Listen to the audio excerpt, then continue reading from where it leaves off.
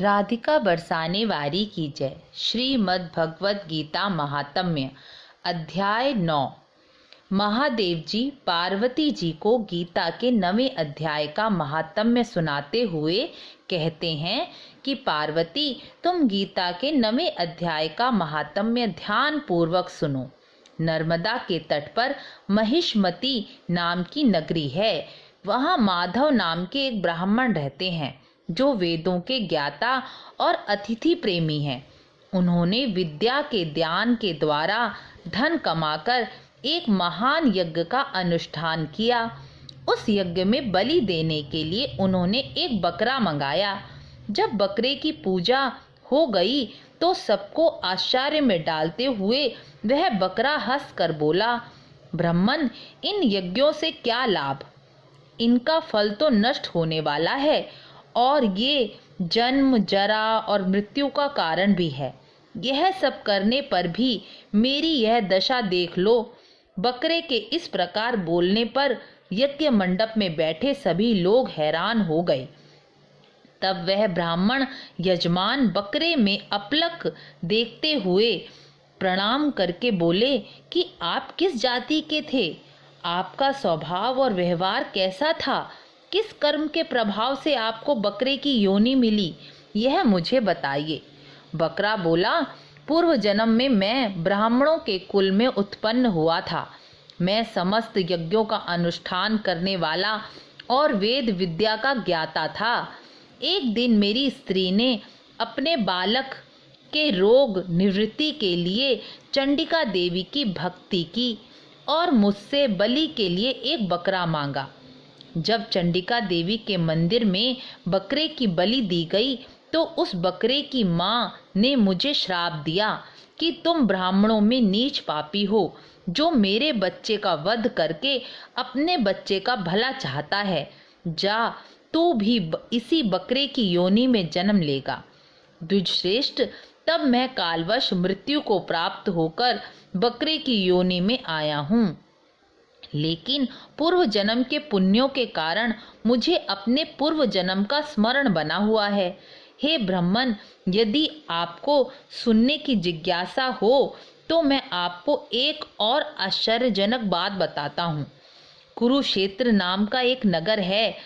वहाँ चंद्र शर्मा नाम का सूर्यवंशी राजा राज करते थे।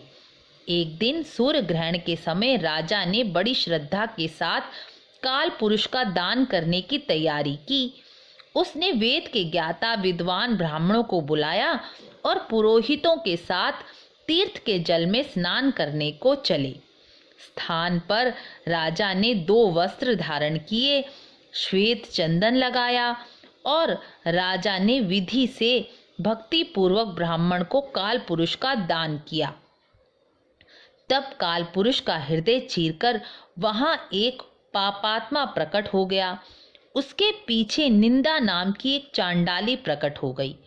इस प्रकार वह चांडालों की जोड़ी बलपूर्वक ब्राह्मण के शरीर में प्रवेश करने लगी।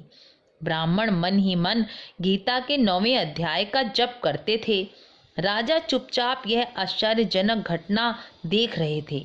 ब्राह्मण ने मन ही मन गीता के 9वें अध्याय का जाप शुरू कर दिया। उनके हृदय में भगवान विष्णु शयन करते थे। वह उन्हीं का ध्यान करने लगे।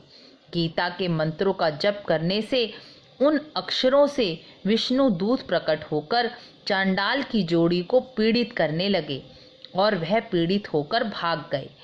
उनका प्रयास निष्फल हो गया। इस घटना को देखकर राजा चकित होकर बोले, विप्रवर, इस महाभयंकर आपत्ति को आपने कैसे पार किया तथा आप किस मंत्र का जाप कर रहे थे और किस देवता का ध्यान कर रहे थे? वह चांडाल पुरुष और स्त्री कौन थी और वह कैसे शांत होकर भाग गए, यह मुझे बतलाइए। ब्राह्मण बोले, राजन, चांडाल का रूप धारण कर भयंकर पाप प्रकट हुआ था और वह उसकी स्त्री निंदा की साक्षात मूर्ति थी। उस समय मैं गीता के 9वें अध्याय के मंत्र का जप कर रहा था। उसी का महात्म्य है कि मेरा सारा संकट दूर हो गया राजन, मैं प्रतिदिन गीता के 9वें अध्याय का जप करता हूँ। उसी के प्रभाव से ग्रह जनित आपत्तियों से पार हो गया हूँ।